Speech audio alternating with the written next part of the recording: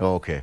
All right. Welcome back. It's now time for us to continue the conversation. I mean, the question of church and politics in the country is something that we've been talking about for far too long, and we'll continue to talk about it because church is at the center of peace in every situation. Yesterday, Archbishop Philip Anyolo spoke. Anthony Moheria also gave the voice. And yesterday we also saw there was a prayer service at the All Saints Cathedral in Nairobi to commemorate and actually ahead of the planned Gen Z, not protest per se, but the peaceful commemoration of 1 year since the Gen Z, over 60 people died last year on 25th of June. And I just want to talk about the space of the church in as far as this is concerned. State of the nation is the church still the voice of reason? Bishop Jonathan Kabiru Kariuki, who is the third bishop, ACK Diocese of Nairobi, is here with me on set. Bishop, karibu sana to the show. Thank you. Karibu sana. So the question before we went on air, I asked a question. How is Kenya doing? Simple. How is Kenya? Yeah. Thank you. Very happy to be here. As we look at our country at this particular time, I would say that Kenya and Kenyans are actually very alive to what is happening. Yeah. And I think at this era, there is a lot of communication from all quarters. Of course, these are the days that something happens here, and within a very short time, it is basically a Kenyan issue. It's not just a local issue, so to say. I think Kenya, at the moment, we are not very sure where we are. There is a lot of information, misinformation. Are we doing well? Are we doing poorly? So we are not at that level where we can be able to agree as a country that we are doing well or we are not doing well. So there are so many voices that are coming at this particular time. There is no concentration where we can be able to say we are now at this level in as far as probably our socioeconomic well-being is concerned. At the same time, we find that there is a lot of mistrust among people. There is mistrust among leadership. There is mistrust among Kenyans trusting their leaders. Yeah. There is mistrust among Kenyans themselves. And so there is that kind of division in terms of where we are. But from my perspective, I see Kenya at that moment where it is that moment that actually we need now to say which direction. We are at the crossroads. Yeah. We can make it or break it. So it is now that opportunity for us as Kenyans to sit again and basically focus and say, this is a direction that we need to take, and we'll be able to move. Does it really worry you that you've spoken about trust deficit amongst Kenyans, either from Kenyans, between Kenyans and leaders, Kenyans and even the church, Kenyans amongst themselves, that there is that sense of trust deficit? Does it really worry you, Bishop? Yes, definitely it worries me a lot. It must worry the church at the end of the day, because trust is a very important component in any society. Because when there is no trust, even in any relationship, then you cannot be able to move forward. Because what happens is that there will be a lot of conflict, there will be a lot of misunderstanding between people. Yeah. People will be fighting each other without knowing that they're actually fighting each other. And of course, when there is no trust, even development does not happen, because you are looking at me and I'm looking at you. We are actually doing a mouse and cat chase. That is what will definitely be happening. Tom and Jerry. Yes, exactly. Yeah. So that is what ends up happening. So you are just there waiting, when am I going to be hit? You are also there, when am I going to be hit? That is where the political class is at this particular time. Every other politician is looking at the other with that mistrust. What are you planning against me? The societies are also at that level. Communities at the same time. That is how we get ourselves into ethnic feeling that that is my safe space. These are the people who I can trust. I don't want people around me who do not come from my ethnic background, because I don't trust that other community and all that. So trust is actually the backbone of any organization. It is the backbone of any relations for that matter. And for us to build the nation, we need first and foremost basically to build back the trust, that we can be able to trust the president, we can be able to trust our members of parliament and trust those at the county level and everyone. And communities can also trust each other, and Kenyans can be able to trust each other. You know, you're talking about that because when you look at the entire spectrum, church also plays a very key role on civic engagement, because now when there is a lot of, there's a mistrust, then that's now where you step in, civic education. Yes. You can speak about that. Yes, yes, exactly. If there is any organization within the society, and especially Kenya at this particular time, that has a great opportunity, is basically the church. I want you to imagine of how many people went to church yesterday. In the course of the week, we have midweek services. We have gatherings that are actually church-oriented. And you know, in this country, almost every other gathering will actually attract the attention of the church, or it will have some church orientation or background for that matter. So the church has that big role in terms of civic education, helping the societies to appreciate who they are, educating them on their rights, and basically ensuring that it is able to help the members of the society to make the right decision. The church is actually the conscience of the society. We are the people who brings that at the end of the day. We are the ones who are able to bring sanity, so that people, when they are making decisions that they need to make, they can actually be informed decision even going forward. Yeah. We are also there to remind the leaders about their law and why were they elected in the first place. What do they promise the people that elected them? Because everybody goes to the office, especially the elective positions, not from anywhere else. It is because the person was able to convince the electorate that I'll be able to deliver here and there. So the church remains the educator of the people. Okay. We enable the society. We help the members of the society basically to make decisions that are actually right, and to be conscious even as they go forward. Thank you. And also to help the communities coming together and making the right decisions. Let's take a quick break. I still want to circle back, and I want to talk about the aspect of political mobilization and the platform that you give Kenyans for their voices to be heard on a safe space very shortly. But let's come back to the studio and continue with the discussion. Bishop, we were talking about the place of the church in making our country better, in as far as making the voice of the church to be heard. But let's come back and talk about the political mobilization aspect. When the church is required to play that key role of political mobilization, where would you say that the church have a stand or have stood on? Thank you. Right from the beginning, the church must remain neutral at all times, so that at the end of the day, it does not incline to any political divide. And I think that is where the conversation should begin. Then how do we approach the issue of political mobilization as a church?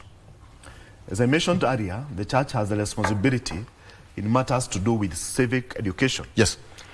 At the moment, we can say that the country, the church, we are basically at a crossroad. What can be done, what should not be done? That is where we are. If today the church probably entertains this particular political mobilization or this other one, the church will definitely be branded that particular political divide. Yeah. So the church needs to begin by asking the question, how are we able to pray this law in a very neutral way, so that at the end of the day we will remain the conscience of the nation, and we can be able to speak to all political divides, because at the end of the day it is a church that should be at the center. We can be able to talk about this mobilization we can be able to talk about this mobilization, and we can actually be able to bring our politicians together. So I think what we need to do is first and foremost to agree, what is this formula are we going to apply? Yeah, yeah. So that at the end of the day, we can be able to say the platforms that would come in as far as political mobilization is concerned, one is a neutral ground that I can be able to accommodate every divide, and I can be able to be a voice to reckon, and I still remain the authority in as far as that platform is actually concerned. But if I go to one side or to this other side, at the end of the day, I will not have the authority to speak with this other side. But the church must, in all ways, remain neutral, ensure that we can be able to be listened by whichever political divide we are talking about. That becomes important. What about the aspect of providing that safe space for whoever? It doesn't matter from where you come from, or it doesn't matter. But do you think the church is playing that key role of giving that safe space for everybody to express themselves? Yes, I believe that the church is giving that that space. And when we talk about that safe space, we see the platforms like the church. Yesterday I was at All Saints Cathedral. We had an opportunity to remember the Gen Zs, those who lost their lives during the demonstrations last year. To me, that was one of the safe spaces where we are able to have people coming together, expressing themselves in a safe place, having the opportunity for psychosocial support to the victims, having the opportunity to pray for them, and above all, to give them hope. It is also an opportunity where we can be able to speak that voice of reason, even to the nation, to the leaders that we have, to remind them that they have the responsibility in terms of ensuring that Kenya is safe, is secure, in terms of service delivery, in terms of fighting the ills that are within, in terms of ensuring that at the end of the day, they remain accountable, they remain transparent. So this is a safe space where people are able to express themselves. And the church from the time of history has provided that safe space. As far as I remember, during the multi-party, when we were fighting for multi-party for this nation, the church was a big pillar for this nation. You can remember all the big names. Exactly. Yes, exactly. Went to the trenches. Yes, exactly. All Saints was used as a place where, after all is said and done, they would actually get themselves there, and they would feel they are safe in the church, and they would be able to express themselves. So the church is able to provide that safe space, not only to the political class, but even for the members of the society. They are able to express themselves, and they are able to speak their mind out. And out of that, we may be able to change the perception and basically the leadership. What about the aspect of moral guidance? About, is the church utilizing that, you know, making use of that process, moral guidance between, you know, Wanjiku and the government and the leaders? Are you taking that role seriously as a church? I would say that church is taking that role seriously, because looking at where we are coming from and what the church has done in the days past. Yesterday, I was at St. Mark's Westlands here, one of our churches. And we were talking about being the children of God and carrying the identity of Christ wherever we are. And I was reminding the Christians that indeed we have the responsibility to represent Christ in our marketplace, in the spaces that are provided to us. That when people see us talking, they are actually able to see Christ in us. When people see what I'm doing in my place of work, people can be able to see Christ in us. I actually challenged them, and I told them that your character, your identity in Christ should actually disturb any evil person around you. That actually people will feel uncomfortable in your place of work when you are out, because they know you will not condone any evil. You are morally upright, so to say. And I want to believe that probably across the country, we had that message every other church. It prayed that law. So the church still remains the conscience of the society. We have that obligation indeed to develop our moral standards in this nation. And there is no any other organization that is able to muscle and to bring people together. At the end of the day, every other day, it is actually the church. We still have that responsibility. My point is, and what I would struggle with, is in terms of how do we apply this to ourselves. That becomes critical. And I want to say that this nation will not be built by the corporate understanding of moral standards, but it is about individual thinking. We have to, the change has to begin from within ourselves, both in public and also in private. Some of the evils that we talk about in the society, they are actually not the responsibility of probably corporate, at the corporate level. It is not about the leaders, it is about the individuals. And I want us to go deeper and actually ask ourselves, individually as a Kenyan, how and where is our moral standards at this particular time? What are we doing and how are we able to exercise that uprightness in our marketplace, in the spaces that the Lord has given to us? How are we able and how are we behaving? Because it has to start with the individual. So that I get converted, we get converted, the country get converted. Out of that, we'll be able to move on in the right direction. Bishop, that sounds like a challenge or criticism or, you know, a challenge to the side of the church, because when you look at the aspect of there is a potential for manipulation, and that does not come only from the Mwananchi or Wanjiko, but from the political class. Yes, I mentioned that as a church, we have to remain neutral so that at the end of the day, we can be able to speak to everyone and we can be able to have that moral authority. It is possible for the church to lose her moral authority in the society. It is possible, depending with how we behave, depending with how we handle things. That creates division. Yes, it can create division even among the church itself. It is possible, because at the end of the day, there is an expectation. There is a reducible minimum on how the church should conduct her activities. How does it address the issues that are affecting the country at the end of the day? So I would want to say that yes, there can be manipulation, and we have seen in the past that may have happened. But at the end of the day, it is for the society to remember what is the law of the church within ourselves. This is where the church remains, and this is where we need to refocus ourselves even going forward. So the church remains the custodian of the morals in the society, and those morals are not just for the Wajiko. It is actually to be applied across the board.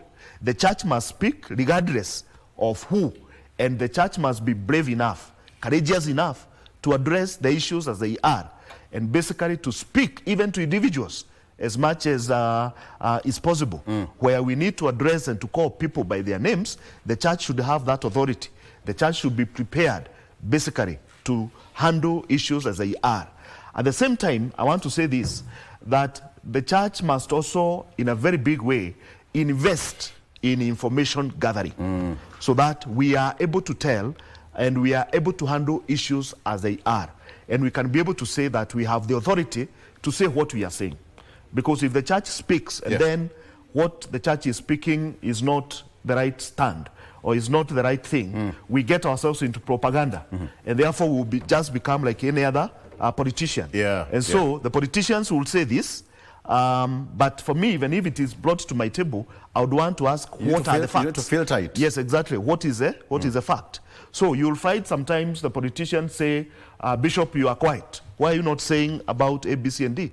But this is only information you have given from your angle as a politician.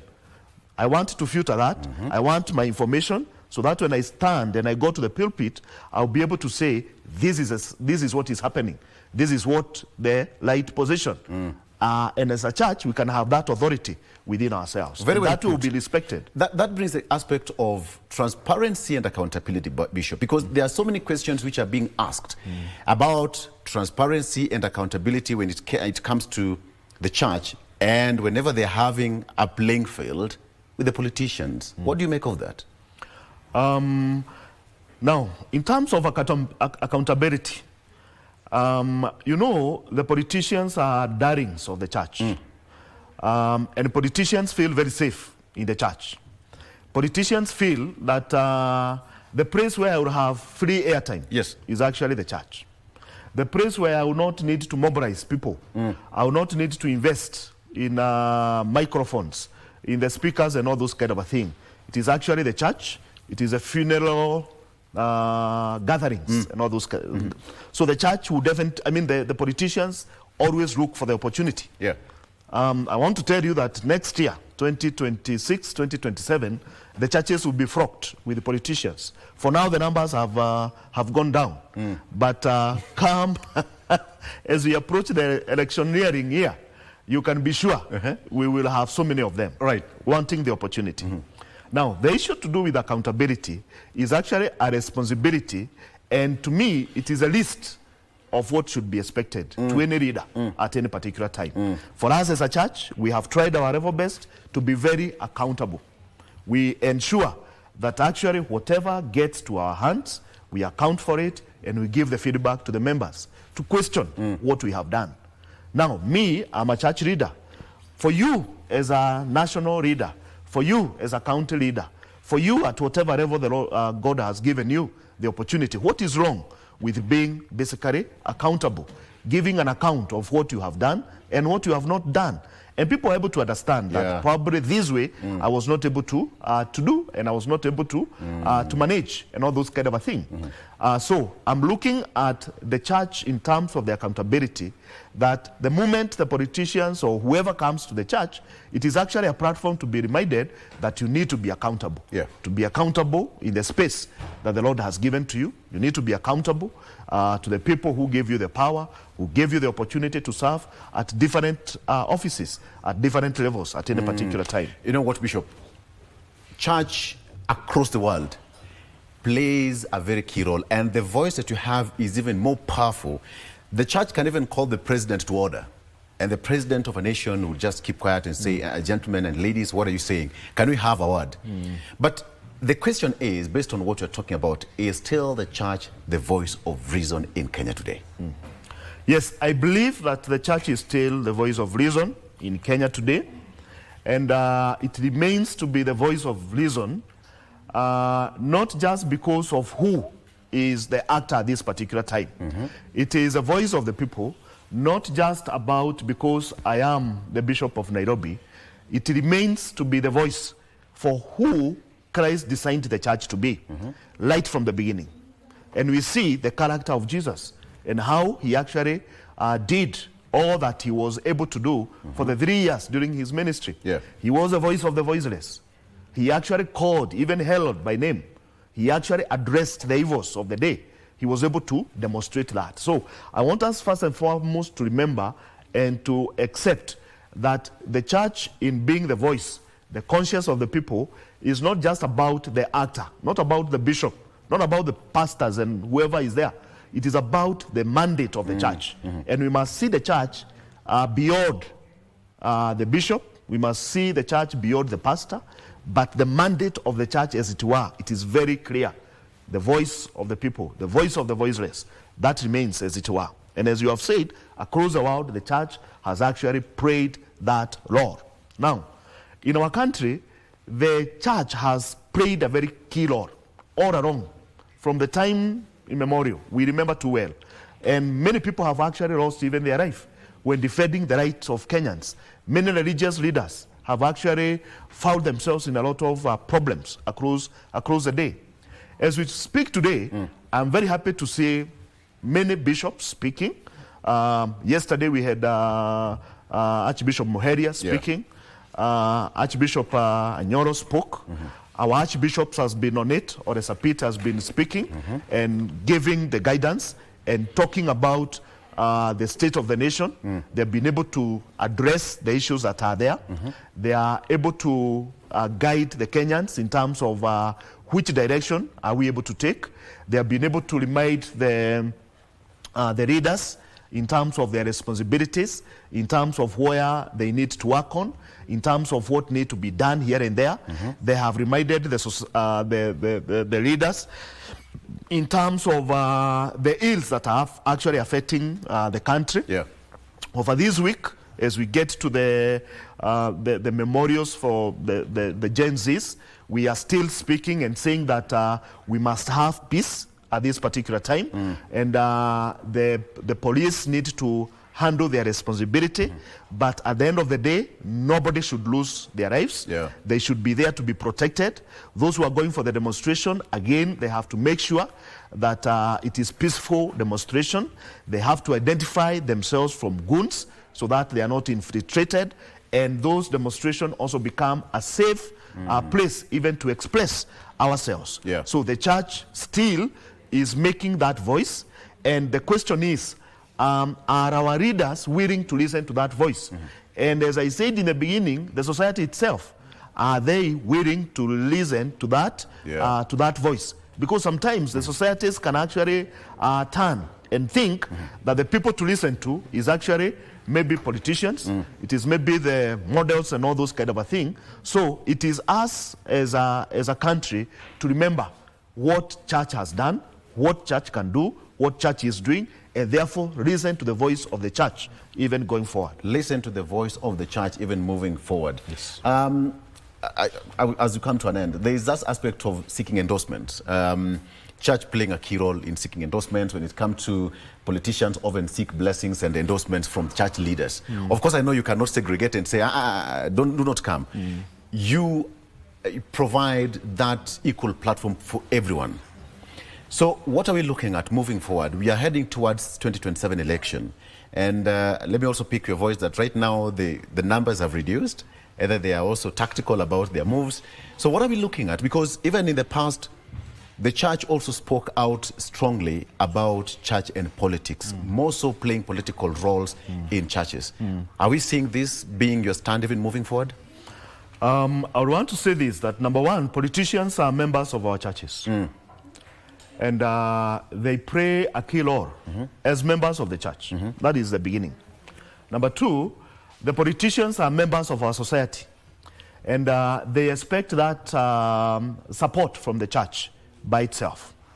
There are those who come forward and say, then I hear God calling me to be the president of this nation, to be a member of parliament, to be a governor, yes, to be a senator, and all that. As I said, number one, the church has the law to do the civic education. And this civic education, where we are now, must not just to be the society, but even the leaders themselves, those who are seeking those opportunities. I think it is now time that the church start having a program, even for them. You want to be a member of parliament. You have said this is what you are going to do. And therefore, what are we expecting for us as a church? If God gives you this opportunity, this is how we expect you to behave. So that the politicians maybe do not just walk into the church, tell the pastor, pray for me, and then they walk out. I think we need, because this is a platform that is being used, that we need now to have accountability. And that becomes important for us all. That at the end of the day, we can be able to say, we played a part in you becoming A, B, C, and D. We gave you the platform here. You spoke to these people, and you told them you'll be able to do A, B, C, and D. So for me, as a church leader, you have to be accountable to me as well. Have you been able to do that? So I think the church will still have the Lord to pray.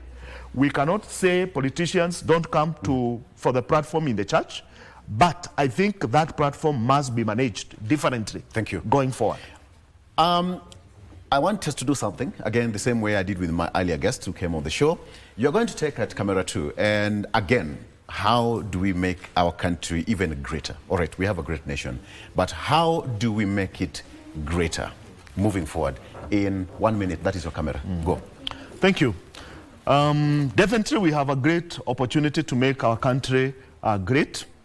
And we are Kenyans by God's will. And we have the responsibility, each one of us.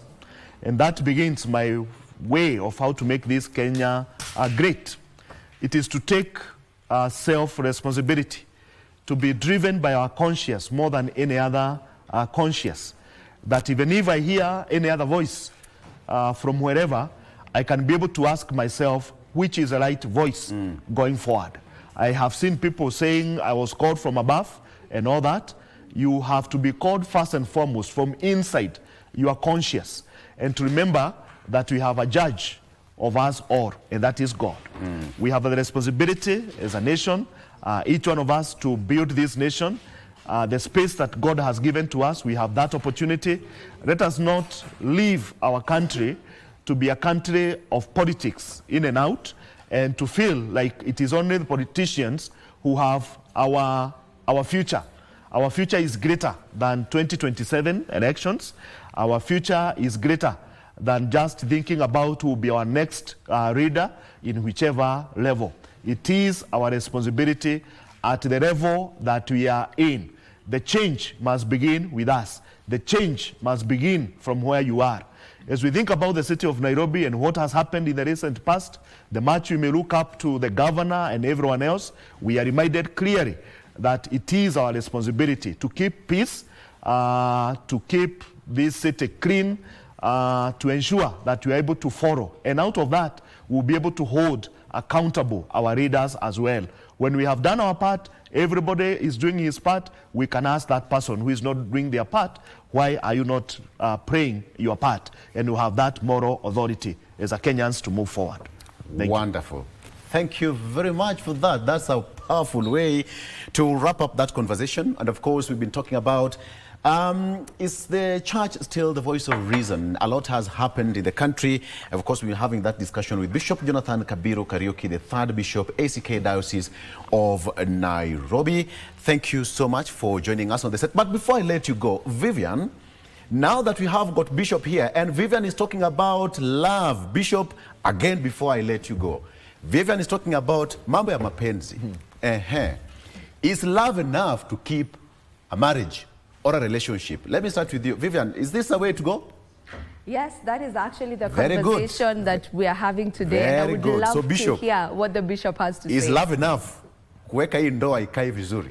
Give me your word before I let you go. All right. Thank you, Vivian. A good question coming from you about love. It's from me. Oh, not from Vivian.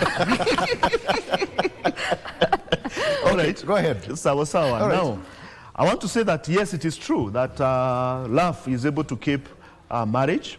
And it is love that is actually able to overcome and to overlook all shortcomings in a person. Yes. So it is love that will be able to overlook maybe the challenges, the shortcomings of the other person. Na mapenzi ikiisha?